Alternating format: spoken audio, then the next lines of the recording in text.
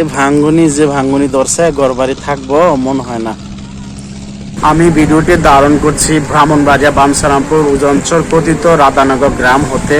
মুড়াভাঙ্গা bridge থেকে শুরু করে রাধানগর সরকার বাড়ি ৮ নং ওয়ার্ড যে গাপটি রয়েছে, এখান পর্যন্ত নদী ভাঙ্গনের অবস্থা খুব ভয়াবহ। রাধানগরে যারা আছেন এবং স্থানীয় সরকার কর্তৃক আমি একটি আবেদন করব যে যত দ্রুত সম্ভব একটি পরিকল্পিত ব্যবস্থা নেওয়ার জন্যে। কারণ যত দিন যাচ্ছে নদী ভাঙ্গন তত ভয়াবহ দারুণ আকার করছে। জনকল্যাণে নদী ভাঙ্গন রোধে স্থানীয় সরকার থেকে শুরু করে সবাই এগিয়ে আসতে হবে।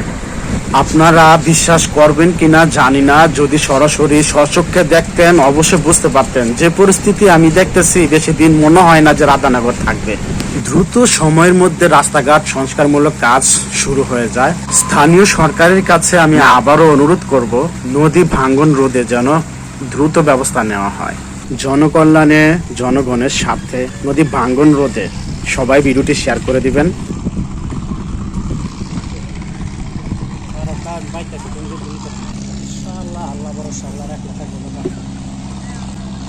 দুদিন পরে আমগরও ভাঙ্গা লয়ে যাব, দুদিন পরে তো আমগরও ভাঙ্গা লয়ে যাব। ইয়াসিন করে ও ইয়াসিন,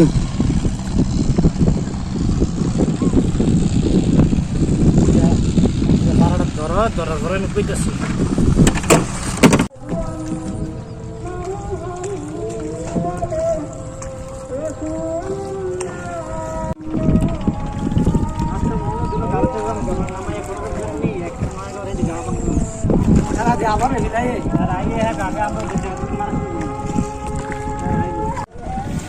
কি রে এত জাম লেগে গেল বর্তমানটা কি